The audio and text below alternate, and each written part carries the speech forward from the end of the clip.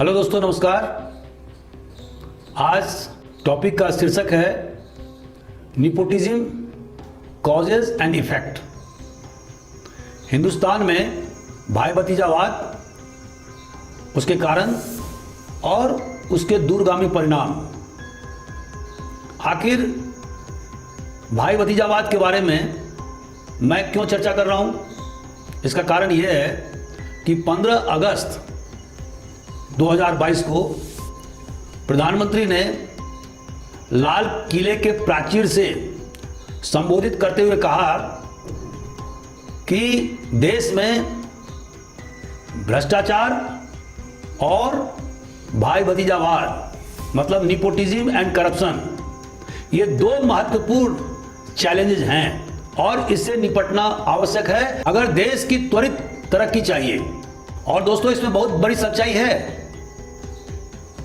जब तक देश भ्रष्टाचार और भाई भतीजावाद के चंगुल से नहीं हटेगा, तब तक देश का तेजी से विकास होना संभव नहीं है। वैसे भी हम लोग चाइना से बहुत पीछे चल रहे हैं। दोस्तों, 1980 में हमारे देश के जीडीपी और चाइना का जीडीपी लगभग समान बराबरी था, लेकिन 1980 से लेकर 2010 तक चाइना ने द्रुत गति से तरक्की किया और 30 साल तक लगातार 10% ग्रोथ रेट से उसका इकोनॉमी बढ़ा। और जिसका परिणाम यह हुआ कि आज चाइना की इकोनॉमी लगभग 15 ट्रिलियन अमेरिकन डॉलर है और हमारे देश की इकोनॉमी 3 ट्रिलियन अमेरिकन डॉलर है। अर्थात चाइना की इकोनॉमी हमसे 5 गुना ज्यादा बढ़ गया है। तो हमें इस ओर विशेष ध्यान देना होगा। और ये जो निपोटिज्म और करप्शन जो बहुत बड़ी सामाजिक बुराई है, उसे दूर करना हमारा सबसे प्राथमिक कर्तव्य है। आखिर निपोटिज्म अर्थात भाई भतीजावाद का मतलब क्या होता है? इसका यह मतलब होता है कि मेरिट को दरकिनार करके अपने सगे संबंधी रिश्तेदारों को महत्वपूर्ण पदों पर बैठाना, या जिसके पास मेरिट नहीं है उसे भी, अगर वो आपसे जुड़ा हुआ है, रिलेशन से जुड़ा हुआ है, तो उसे भी पद दिलाना। इसका एक अर्थ और भी होता है, और वो यह अर्थ होता है कि जब आप निपोटिज्म करते हैं या भाई भतीजावाद में इन्वॉल्व होते हैं, तो आप अपने देश के कानून नियम उसको ताक पर रख देते हैं। ये सभी रूल्स रेगुलेशन आपके लिए सेकेंडरी हो जाता है। निपोटिज्म का एक और अर्थ होता है कि आप अपने सगे संबंधी रिश्तेदारों को पेट्रोनेज देते हैं, उन्हें मदद करते हैं, आउट ऑफ वे जाकर के मदद करते हैं ताकि वो ज्यादा से ज्यादा लाभ प्राप्त कर सके। तो इसका अर्थ यह हुआ कि निपोटिज्म करप्शन का ही एक रूप है। और जब तक करप्शन और निपोटिज्म दोनों को इस देश से दूर नहीं किया जाएगा, तब तक हमारे देश की तरक्की द्रुत गति से होना संभव नहीं है। दोस्तों, आखिर भाई भतीजावाद का कारण क्या है? हमारे देश में इतना तेजी से भाई भतीजावाद क्यों बढ़ा है, और खास करके आजादी के बाद से? इसका कारण यह है कि अभी भी हमारा देश प्राइमोर्डियल लॉयल्टीज से सफर कर रहा है। जब मैं प्राइमोर्डियल लॉयल्टीज कहता हूं, तो इसका मतलब है कि आप या मैं अपने जाति से, अपने क्षेत्र से, अपने धर्म से, अपने गोत्र से जुड़े हुए हैं, और हम उसको ज्यादा प्राथमिकता देते हैं वनस्पति की, अपने देश को, और इसी को बोलते हैं प्राइमोर्डियल लॉयल्टीज। दोस्तों, जैसा कि आप जानते हैं कि हिंदुस्तान में क्षेत्रवाद तेजी से बढ़ रहा है, और उसका रीजन क्या है? उसका रीजन है कि इंटर रीजनल डिस्पैरिटीज और इंट्रा रीजनल डिस्पैरिटीज। जहां पर दक्षिण के राज्य जैसे Tamil Nadu, Kerala, Telangana, Andhra Pradesh, Karnataka, Maharashtra, south of Narmada river, ये द्रुत गति से आजादी के बाद से बढ़े हैं। इनकी तरक्की दिन दुनी रात चौगुनी रफ्तार से हुई है। हमारे देश के उत्तरी राज्यों में, खास करके बिहार, पूर्वी यूपी, राजस्थान, मध्य प्रदेश, छत्तीसगढ़, झारखंड, इन राज्यों का तरक्की द्रुत गति से नहीं हुआ है और इसके कारण से रीजनल डिस्पैरिटीज बढ़ती जा रही है और वो डिस्पैरिटीज हर क्षेत्र में उजागर हो रही है।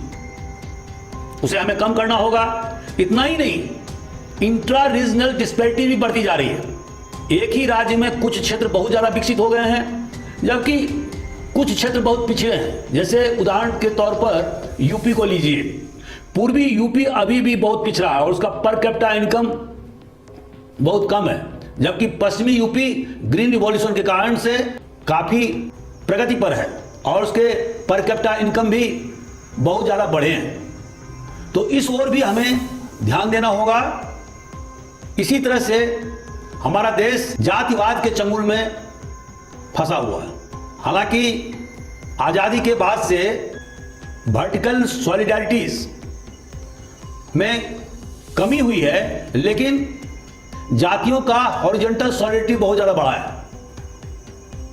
एक जाति के लोग अमूमन एक पार्टी विशेष को नॉर्मल सिचुएशन में वोट देते हैं और यही कारण है कि हिंदुस्तान में कुकुरमुत्ते की तरह पार्टियों का फैलाव हो गया है।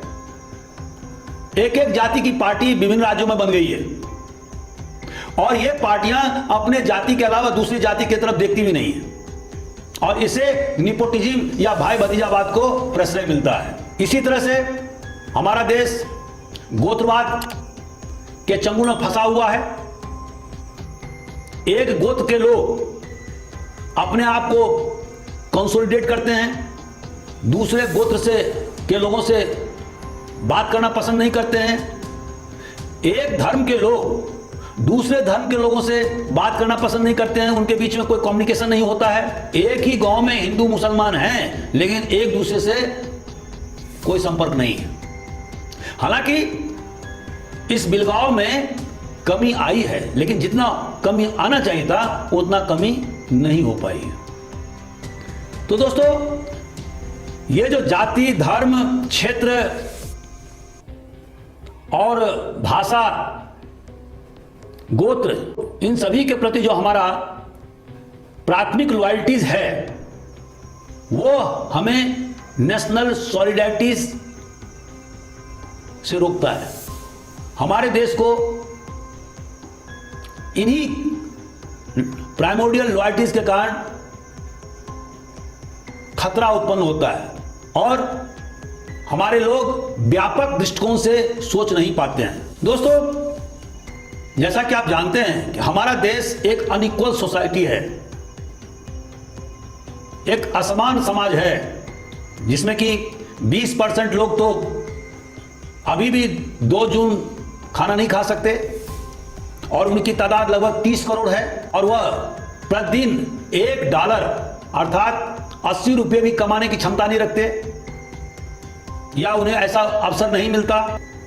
टॉप 1% लोगों के पास में 22% राष्ट्रीय आय का हिस्सा है और टॉप 10% लोगों के पास में राष्ट्रीय आय का 57% हिस्सा है।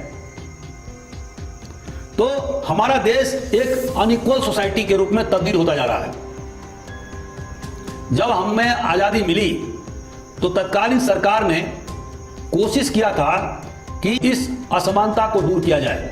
और दोस्तों, जैसा कि आप जानते हैं कि हमारे देश के संविधान के आर्टिकल 39 बी और सी में स्पष्ट रूप से उल्लेख किया गया है कि राज्य भरपूर कोशिश करेगा कि असमानता को दूर किया जाए और संपत्ति का संग्रहण कुछ खास व्यक्तियों के हाथ में न होकर के व्यापक लोगों के हित में हो। और ये directive principle of state policy का महत्वपूर्ण भाग है। लेकिन इस मामले में हमारी सरकारें फेल होती गई है और जब से ये कॉर्पोरेटाइजेशन का जमाना आया है तब से असमानता और ज्यादा बढ़ती जा रही है। टॉप 10% और बिलो 20% के बीच में। और यह जो असमानता की खाई है वो निपोटिज्म का सबसे बड़ा कारण है। और कोरोना काल में तो जो बॉटम के 50% थे उनकी तो हालत और भी चरमरा गई, उनका हाउस इनकम और कम हो गया, जबकि जो टॉप 20% लोगों की इनकम बढ़ते गए। तो हमारा समाज एक अनइक्वल सोसाइटीज में तब्दील होता जा रहा है, जिसे हमें कम करना होगा। एक और कारण है lack of cohesion in the society. दोस्तों, जैसा कि आप जानते हैं कि हमारा देश में बहुत कम लोग हैं जो राष्ट्रीय फलक पर सोचते हैं। अधिकांश लोग अपने परिवार के बारे में, अपने गांव के बारे में, अपने जाति के बारे में, अपने क्षेत्र के बारे में, अपने संप्रदाय के बारे में ही सोचते हैं। और इससे सबसे बड़ा नुकसान राष्ट्रीय मजबूती पर पड़ता है। तो हमें नेशनल कॉन्शसनेस लाना होगा आम नागरिकों के बीच में, और इसके लिए हमें जागरूकता अभियान चलाना होगा कि राष्ट्र के इंटरेस्ट सर्वोपरि हैं और बाकी सभी इंटरेस्ट उसके नीचे आते हैं। यह हमें अपने नागरिकों को समझाना होगा। अब दोस्तों, इसका परिणाम क्या होता है? आप देखते होंगे कि राजनीतिक क्षेत्र में जगह जगह निपोटिज्म या भाई भतीजावाद प्रचलन में है। प्रत्येक पार्टी फैमिली आधारित पार्टी हो गई है और उनमें कोई रेगुलर चुनाव नहीं होता। पार्टी को एक फैमिली नियंत्रित करता है और वो वर्षों से करता रहा है, और वही पार्टी टिकट वितरण का काम करती है, किसको टिकट देना है, किसको नहीं देना है। आप दक्षिण भारत से लेकर के उत्तर भारत तक के सभी राज्यों को देखें और वहां पर कोई न कोई विशेष प्रकार के फैमिली के द्वारा पार्टी का संचालन पिछले 40-50 वर्षों से किया जा रहा है। यह हमारे लोकतंत्र के लिए बहुत ही ज्यादा नुकसानदेह है।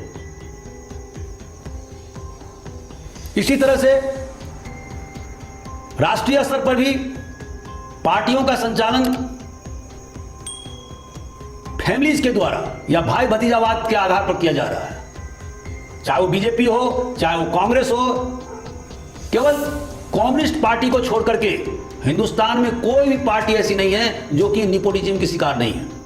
तो इसी तरह से फिल्मों में आप देखते होंगे, और जैसे सुशांत राजपूत की हत्या किया था, उसे बहुत ज्यादा बवेला मचा था, और यह जाहिर हो गया कि वहां पर भी जबरदस्त भाई भतीजावाद प्रचलन में है।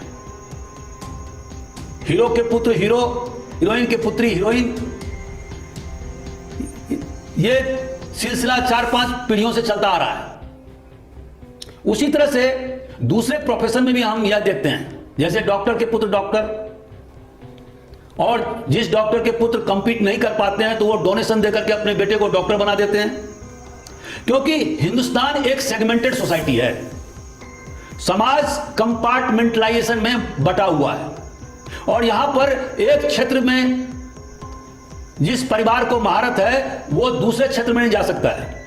इसी तरह से वाणिज्य व्यवसाय में भी अगर कोई नौसिखुआ वहां जाना चाहता है तो वहां पर ठीक ढंग से वो वाणिज्य व्यवसाय नहीं कर सकता है, क्योंकि हिंदुस्तान के 100 जो महत्वपूर्ण घराने हैं उन्होंने पिछले 100 वर्षों से हिंदुस्तान के ट्रेड और कॉमर्स पर कब्जा करके रखा है। और इसी तरह से हम प्रशासन और सेना में भी देखते हैं कि जिसका एक बच्चा सेना में चला जाता है, बाद में वो 8, 10, 15, 20 अपने रिश्तेदारों को सेना में भर्ती करा लेता है। ये सभी जो हमने दृष्टांत दिए हैं, ये सब निपोटिज्म या भाई भतीजावाद के परिचायक हैं। अब दोस्तों, इसका परिणाम क्या होता है? इसका परिणाम यह होता है कि जो देश में जो प्रतिभावान व्यक्ति हैं उनको कुचला जाता है। उन्हें जो पद हासिल होना चाहिए था वो पद वो हासिल नहीं कर पाते हैं। उन्हें मीडियोकर लोगों के अधीन काम करना होता है। इसका दूसरा परिणाम होता है करप्शन, भ्रष्टाचार का बोलबाला होता है। जहां पर भाई भतीजा होगा वहां पर भ्रष्टाचार होगा। और यदि भ्रष्टाचार होगा तो वो हमारे सामाजिक संबंधों में और हमारे राष्ट्रीय अस्मिता को घून की तरह खा जाएगा। जहां पर निपोटिज्म होगा वहां पर एडमिनिस्ट्रेशन में डिलीवरी सिस्टम नहीं होगा, या डिलीवरी सिस्टम होगा भी तो वो बहुत ही कमजोर होगा। और इसका रिजल्ट क्या होगा? आखिर इसका प्रभाव हमारे देश के आर्थिक व्यवस्था पर पड़ेगा।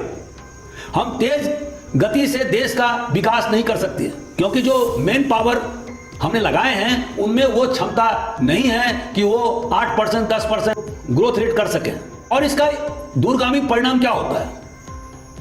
दूरगामी परिणाम ये होता है कि हमारा देश या कोई भी देश जो निपोटिज्म से सफर करता है वह आंतरिक मामले में कमजोर हो जाता है और बाह्य आक्रमण को वह मजबूती से मुकाबला नहीं कर सकता है। और इसके दृष्टांत हमारे इतिहास में भरे पड़े हैं। दोस्तों, जब मोहम्मद गोरी ने सेकंड बैटल ऑफ तराई में पृथ्वीराज चौहान को हराया था तो उसका कारण क्या था? क्योंकि हमें यह जानकारी मिलती है नादौर इंस्क्रिप्शन से कि पृथ्वीराज चौहान और उनके पूर्वज ने 90% से ज्यादा लैंड ग्रांट अपने भाई भतीजे, अपने रिश्तेदार, अपने गोत्र के लोगों को दिए थे। और सेना में भी यही लोग शामिल थे, चाहे उनमें प्रतिभा हो या नहीं हो। समाज के 90% लोगों को सेना में जाने से मनाही कर दिया गया था। और इसका परिणाम क्या हुआ कि मिलिट्रीली हिंदुस्तान मोहम्मद गोरी का सामना नहीं कर पाया और इसका एक परिणाम हुआ कि हिंदुस्तान 800 वर्षों तक गुलाम रहा। दोस्तों, आखिर भाई भतीजावाद या निपोटिज्म से कैसे निजात पा सकते हैं? तो सबसे पहला जो सॉल्यूशन है वो यह है कि जिस तरह से चाइना ने 1980 से लेकर के 2010 तक लगभग 30 साल में 10% एनुअल ग्रोथ रेट से अपनी इकोनॉमी को बढ़ाया और आज उसका इकोनॉमी 15 ट्रिलियन अमेरिकन डॉलर हो गया है, उसी तरह से हमारे देश का भी डेवलपमेंट 10% एनुअल ग्रोथ रेट से होना चाहिए आगामी 30 साल तक। और हमारे साथ एक फायदा और भी है कि अब डेमोग्राफिक डिविडेंड हमारे पक्ष में और यह 2049 तक रहेगा। और दोस्तों, डेमोग्राफिक डिविडेंड मतलब क्या होता है? मतलब कि जो लोड ऑफ डिपेंडेंसी है वो पॉपुलेशन में कम होता है। आज की तारीख में हमारे देश में 69.5% ऐसे लोग हैं जो लेबर फोर्स में शामिल किए जा सकते हैं। और अगर इन्हें गेनफुल एम्प्लॉयमेंट दिया जाता है तो यह हमारे इकोनॉमी को द्रुत गति से बढ़ाएंगे और इससे हमारा जो नेशनल सॉलिडारिटी है वो बढ़ेगा। प्राइमोर्डियल लॉयल्टीज जो समाज में अभी भी मजबूती से जकड़े हुए हैं उसकी पकड़ ढीली होगी। हमें इस प्रकार की नीति अपनाना होगा जिसमें कि जो समाज में असमानता की खाई बढ़ती जा रही है उसको कम करने का प्रयास करना होगा। और कोशिश यह करना पड़ेगा कि जो देश के जो रिसोर्सेज हैं वो उसका फायदा सभी लोगों को हो, ना कि केवल टॉप 1% को हो या टॉप 10% को हो। सरकार को पॉजिटिव डिस्क्रिमिनेशन करने होंगे। और जैसे कि आपने देखा है कि रिजर्वेशन पॉलिसी के तहत में सरकार ने वीकर सेक्शंस ऑफ पॉपुलेशन को, खास करके महिलाओं को, विकलांग को, शेड्यूल्ड कास्ट और शेड्यूल्ड ट्राइब को आरक्षण दिया है। उसी तरह से उन्हें स्पेशल प्रेफरेंस देने होंगे। जो कमजोर राज्य हैं जैसे बिहार, उड़ीसा, झारखंड, इन राज्यों को अधिक से अधिक अनुदान केंद्र सरकार के द्वारा देना होगा और उसका सतत मॉनिटरिंग करना होगा ताकि उन रुपयों को दूसरे कामों के लिए साइफन नहीं किया जा सके। जो देश में क्षत्रिय असमानता बढ़ रही है उसे दूर करने का प्रयास करना होगा। उसी तरह से हमारे देश का द्रुत गति से इंडस्ट्रियलाइजेशन और अर्बनाइजेशन करना होगा। दोस्तों, जब भी अर्बनाइजेशन या शहरीकरण या औद्योगिकरण किसी भी समाज का होता है तो जो प्राथमिक लॉयल्टी जैसे क्षेत्र, गोत्र, वंश, धर्म, जाति, इनकी पकड़ कमजोर हो जाती है। और इसका सबसे जबरदस्त दृष्टांत पश्चिमी यूरोपीय देश है, यूएसए है, कनाडा है। तो हम अपने देश को द्रुत गति से अर्बनाइज करें, इंडस्ट्रियलाइज करें ताकि ये जो प्राइमोर्डियल लॉयल्टीज है उसको खत्म किया जा सके। जाति प्रथा को तोड़ना होगा और उसके लिए अंतर जातीय विवाह या अंतर धार्मिक विवाह को प्रश्रय देना होगा। जैसा कि मैंने अभी बताया कि आजादी के बाद से वर्टिकल जो सॉलिडरिटी थी कास्ट की वो तो कमजोर हुई है, जजमानी प्रथा खत्म हो गया है, लेकिन हॉरिजॉन्टल कास्ट सिस्टम में मजबूती आई है। अब एक क्षेत्र के एक जाति दूसरे क्षेत्र के उसी जाति से डायरेक्ट कनेक्शन जोड़ते हैं और इसका कारण है पॉलिटिसाइजेशन ऑफ कास्ट। तो उसको तो हम रोक नहीं सकते, लेकिन जो वर्टिकल सॉलिडरिटी है कास्ट का उससे इंडस्ट्रियलाइजेशन और अर्बनाइजेशन के माध्यम से तोड़ा जा सकता है।